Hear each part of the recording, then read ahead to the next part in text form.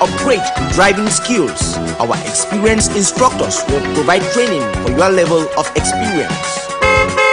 Highway driving lessons are available upon request.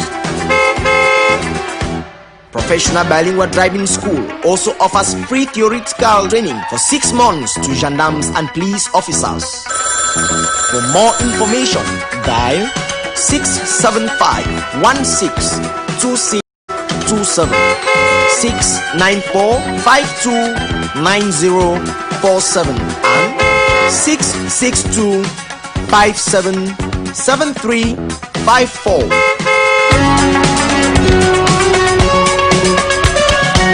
With Professional Bilingual Driving School, you will drive like a pro.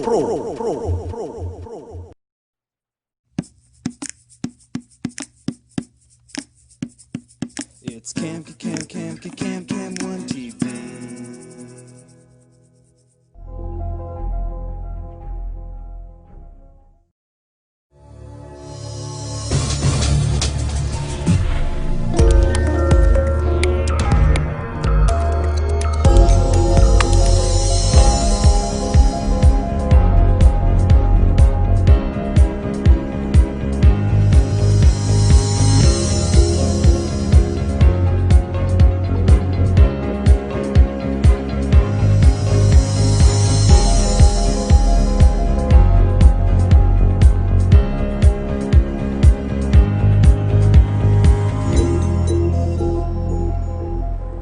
Greetings and welcome to the newscast on Cam 1 Television. I am Itonde Valerie Monono. Our top stories.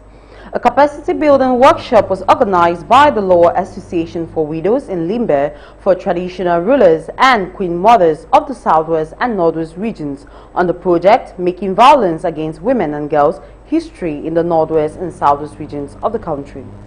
The International Federation of Women Lawyers organized a capacity building workshop for customary court judges to promote human rights laws, fight gender-based violence, and get highlights on jurisdiction. Following the successful first ever regional councillor elections, Southwest First Regional Assembly executives have been elected.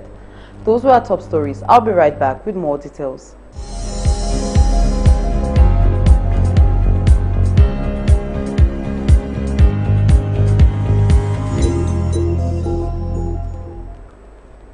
A capacity building workshop was organized by the Law Association for Widows in Limbe for traditional leaders and queen mothers of the Southwest and Northwest regions on the project Making Violence Against Women and Girls History in the Northwest and Southwest regions of the country. Let's get the details.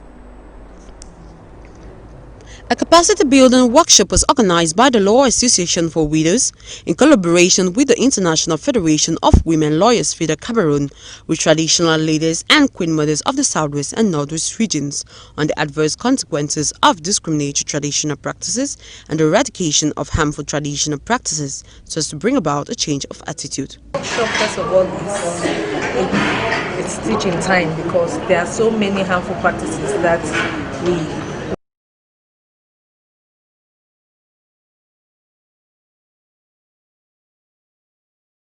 and we didn't have the power to be able to stop it. But with this workshop today, we are going to go back to our communities and let them know the ills behind these practices and see how we can maybe change some of the policies and make our community a better place for everybody. So I think I've learned a lot from the workshop. It's just that there are so many things which are still to be studied and explained to people. Because most often things are happening because people are ignorant of one thing or the other. And especially talking about the woman or the girl child and all the violence and whatever is going on. Because people are not well schooled. And some still depend on the behaviors of our ancestors which have gone before. Violence against women and girls, including sexual and gender-based violence, is a rampant phenomenon in the southwest and northwest regions of Cameroon. With the ongoing crisis adding fuel to the region fire, the Law Association for Widows Cameroon has called on traditional heads to look into discriminatory traditional practices and its devastating effects. If it can only create meaning and impact if we get back to the grassroots level and try to assimilate the information, to spread the information to all of them and to understand that the women they have their dignity, they have their right that the laws protect, the international laws protect. We should be able not to put the women under physical torture, emotional torture and otherwise. And we lay emphasis on education, and because I think with the more we empower our children with modern education, the more enlightened they will become, and the lesser we will have all this. The workshop was presided over by Madam Gladys Buya, President of the Law Association for Widows. She presented some uncharacterized traditional practices like female genital mutilation, citing negative effects like the reduction of self-pride, breast ironing which can result to cancer, uncivilized treatment of widows and children who have lost parents, especially their father. We are trying to combat things like disinheriting girl children and women, treating widows at the demise of their husbands, keeping girl children in the house and not sending them to school, preferring their male siblings to go to school and the girls to go into early marriages. We are actually combating child marriage too, because early marriages are some of the things that make women to miss out on all the opportunities that could make them better people. Yeah, we expect them to go back to their communities and enlighten their members who are there, because we know the authority they hold within their communities. We know that people listen to them, and we know that they are the custodians of these customs.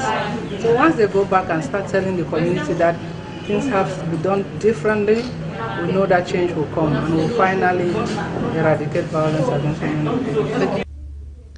The Law Association for Widows stressed on international treaties Cameroon has signed in on, which fights the discrimination against women and girls, like the African Charter on Human and People's Rights, Maputo, Banjul, ICCRP, Convention on Rights of the Child, and Convention on the Elimination of All Forms of Discrimination against Women, CEDAW.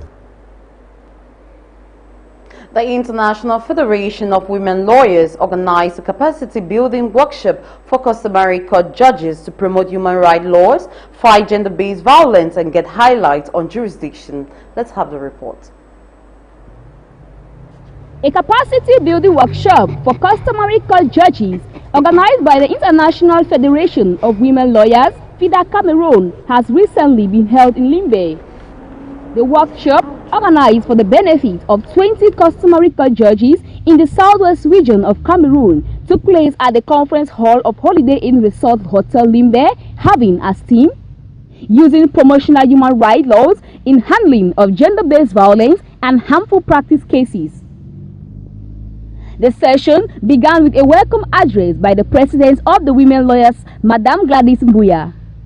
The objective was to educate customary court judges on devastating health, economic, and other negative effects, discriminatory laws and harmful traditional practices faced by women and girls, and encourage them to change their mindset and eradicate such repugnant customs. During the session, presentations on women, human rights and customs, discriminatory traditional practices, and its devastating effects, customary court jurisdictions were carried out.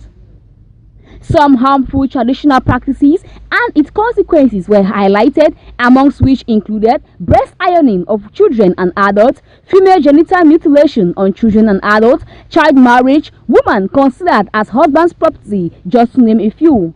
Learned a lot. There were so many things we were doing which were not wrong, especially in the area of the customary court jurisdiction. We learned so many things, and my observations were very, very good. Could you tell us one or two of the actions you're looking at now that you could actually amend when you go back to? Yeah, one or two, yes. We look at the area of divorce. We learned that there are some aspects of divorce that are not in our jurisdiction, especially when it has to come to polygamous divorce. We send them to the High Court. For monogamy, we know what exactly we are supposed to do. Okay. Could you just give a word out to FIDA that organized this program? Yeah, I want to say kudos to them. Their work should go ahead. We are very happy with what they are doing, and we look forward to cooperating with them time and again. The purpose of this workshop is to create awareness and to teach judges to be aware of the laws to use, like human rights laws, to solve the problems they are facing in their career. Okay. So do you think the message has gone through? The message has gone through, and I'm happy that they have learned the lesson and that they will put it in practice, what FIDA has given them today. It will help them a lot and will go a long way to solve the problems that they have been facing in their career. Okay. Thank you very much. You're welcome. The Penal Code of 2016 was explained, eradicating some obnoxious traditional practices and violence against women and girls. We can look at issues like forced and early marriage. Forced and early marriage in itself, much more often than not, they are relying on Section 52 of the Civil Status Registration Ordinance 1981 that permits the marriage of a girl at 15 and the boy at 18 with the consent of the parents. But this provision, this law, though not repealed specifically by the 2016 Penal Code, punishes anyone who gives a girl who gives somebody less than 18 years in marriage. Implicitly, you see it's been repealed, but since the civil status registrars are dealing with the civil status document when they are organizing marriages, it remains problematic. And of course, in terms of customary court judges, they kind of like think that they are protecting the girl, and the girl has the right, once they are married, they can be married even at that tender age. But we were saying that these practices are punishable by the law, and they don't have the right to do that. Besides forced and early marriages, we can also look at issues of sexual offenses. Some of them, the issue of child and early marriage is also an issue that falls under sexual offenses. But besides that, we also look at issues of rape, which is important to state that even in Cameroon, rape, you can be punished for rape in your own spouse, especially when you forcefully have intercourse with her. It should be noted that some laws of international treaties were pointed out, like 18 years of age minimum, laws against genital mutilation, state protection of women and girls against violence, and equal education, among others. At the end of the session, FIDA Cameroon expects the customary court judges to have a change of mindset in order to end discriminatory practices. She equally calls on practitioners and advocates of harmful traditional practices to improve behaviors in advancing women's rights. Following the successful first ever regional councillors elections, Southwest First Regional Assembly executives have been elected as President Bakoma Elango Zaccheaus Meme, Vice President Chief Atem Ebako, Commissioner for Economic Development Gobina Mokoko Simon, Commissioner for Education, Sports and Cultural Development Takang Waters. Secretaries, we have Limunga Beki Efwe, and Chief Photo Felix, and as Questor, we have Dr. Bencho Tazi Andrew. The Mev Kuda annual celebrations kicked off in high spirits at Lower Mayville village in Mutengene, Southwest region of the country. Let's have the details. The 7th edition of the Mayville Cultural and Development Assembly, dubbed MEVCUDA, took place over the weekend from the 18th to the 20th of December 2020 at the Enyo Training Center in Lower Mayville Village, Mutengene, under the theme, Let There Be Peace. MEVCUDA is a platform put in place by the Mayville Chiefdom to assemble and help government agencies and parastatal corporations to display their opportunities and reach out to within the framework of their programs, projects, and corporate social responsibilities to the grassroots and potential beneficiaries. Meanwhile, the chairperson of Mefkuda, Chief Ndiko Fonderson Henry, welcomed the population at the event. Excellencies, representatives of members of government, His Excellency the Governor for the Southwest Region, His Excellency the Governor of the Southwest Region, already mentioned, the Senior Divisional Officer for FACO, the Honorable Members of Parliament and Senate, the City Mayor to the Limbe City Council, the Divisional Officer for Limbe 1 and other Divisional Officers here present, Your Royal Majesties, traditional rulers, my dear colleagues, thank you for honoring our invitation.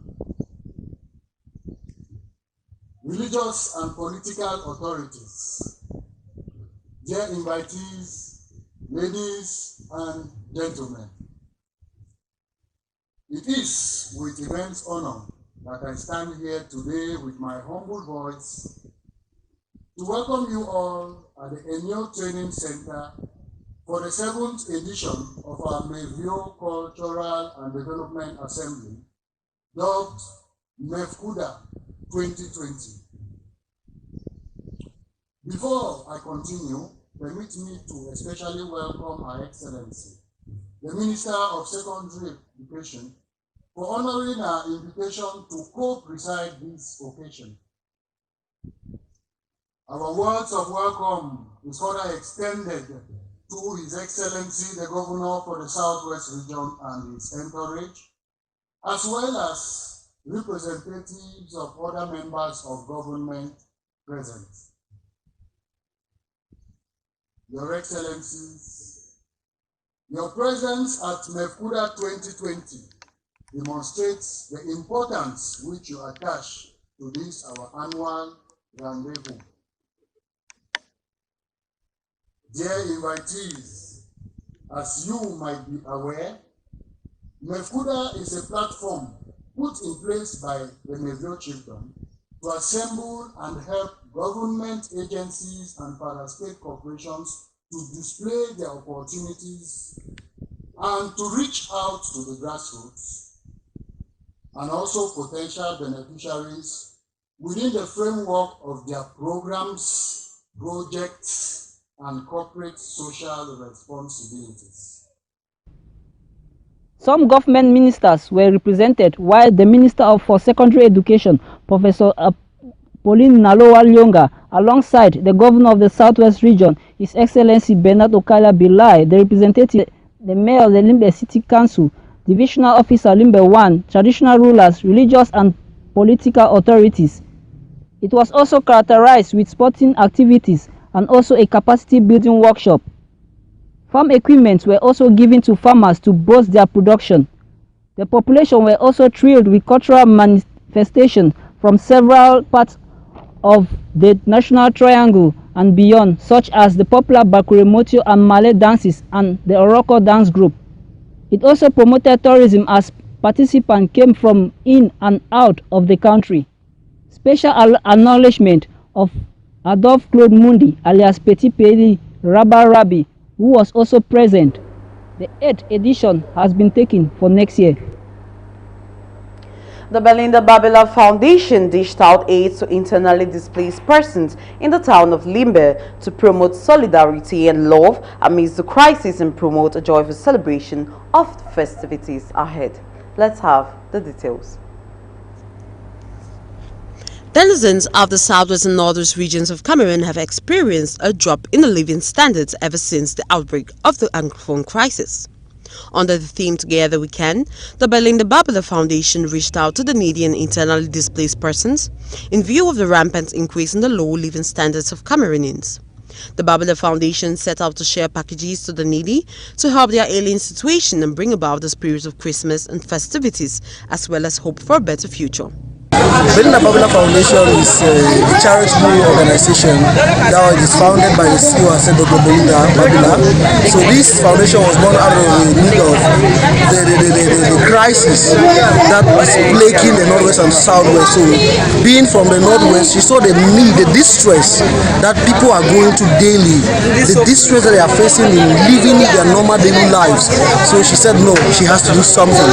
And together with our other partners in the US, we put hands together to see how they can come up with the Babila Foundation. So it is registered in the US, and now Babila Foundation is not only present in Cameroon, it's in 2 African countries, that is Nigeria and Ghana.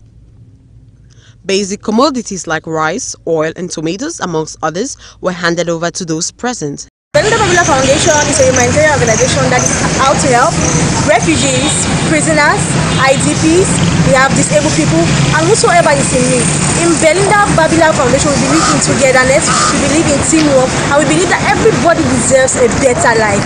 Everybody deserves to enjoy luxury, even to a certain extent. That's why every day we strive to reach out to a lot of people, even if it's through some food items, some hygienic packs, whatsoever we can give. Nothing is too small. As they say, giving is sharing. We all in BBF, we believe that we should be part of the donation nation. We should be part of the donation nation everywhere we go. We should practice sharing, practice love, practice humanitarian acts. The happy and elated recipients expressed their heartfelt joy and appreciation to the Belinda Foundation. We were in the camp, and when our neighbors they informed us about the registration, so we came here, we registered, they collected our names and numbers. They said they'll call us later for Christmas, Bonanza, as they said. So we waited until now. We received messages some days ago, like community resistance and messages yesterday, but yesterday I actually saw the message. So I came here today now to collect. Unfortunately, we came here, then it has not really been easy. Some of us that we received the message, there was nothing for us until we had to struggle, and thank God to God, we had to go back. Despite the hurdles faced, the Belinda Babila Foundation was set on giving everyone present a package to take home.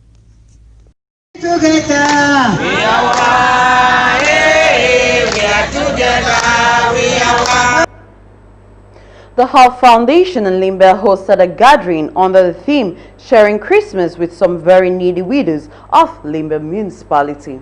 Let's have the report. The Hand Up Foundation, a non-governmental organization in Limbe Southwest region of the country, on the slogans of giving to empower communities and spend on charity, the Lord will empower you, handed out foodstuffs to widows in the Limbe municipality.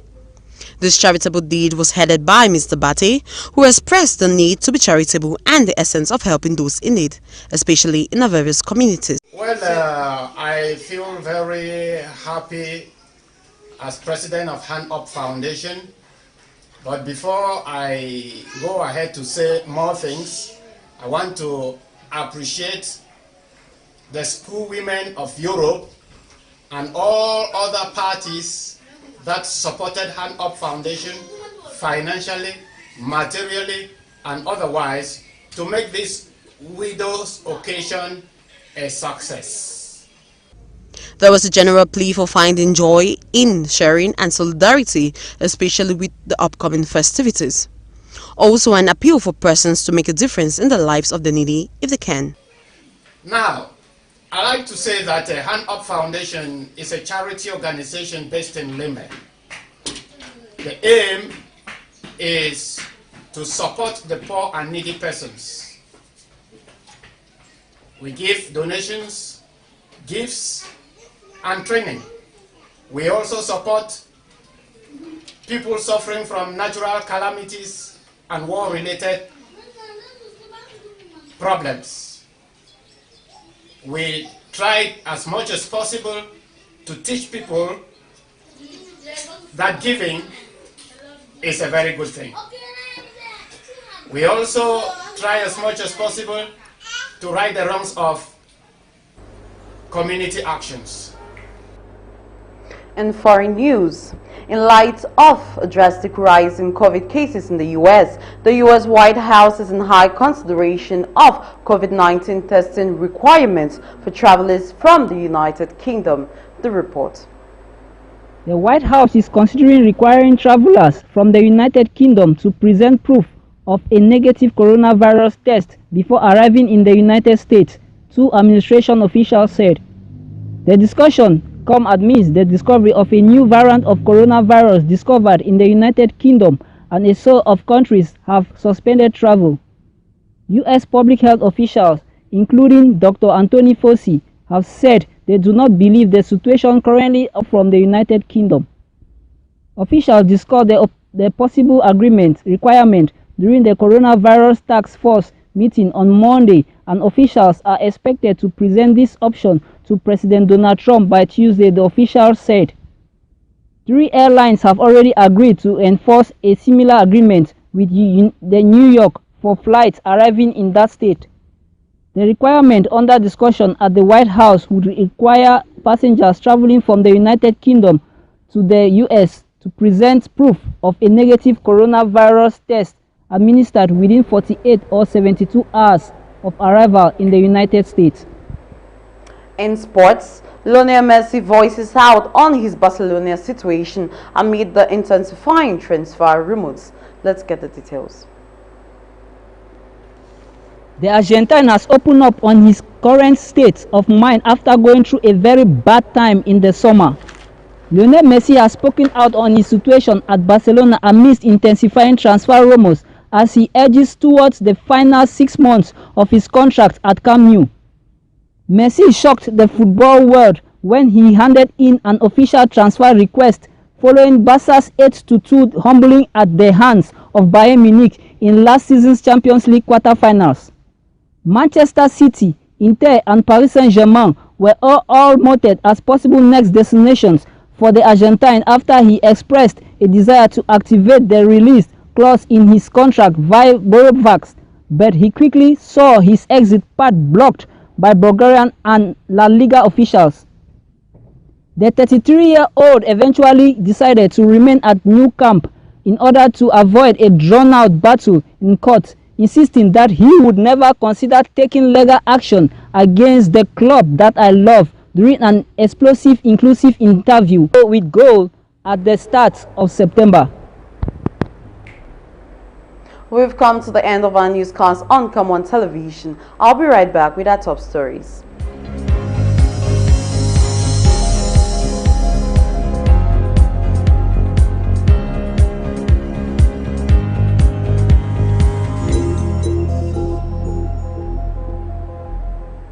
A capacity building workshop was organized by the Law Association for Widows in Limbe for traditional leaders and queen mothers of the Southwest and Northwest regions on the project Making Violence Against Women and Girls History in the Northwest and Southwest regions of the country.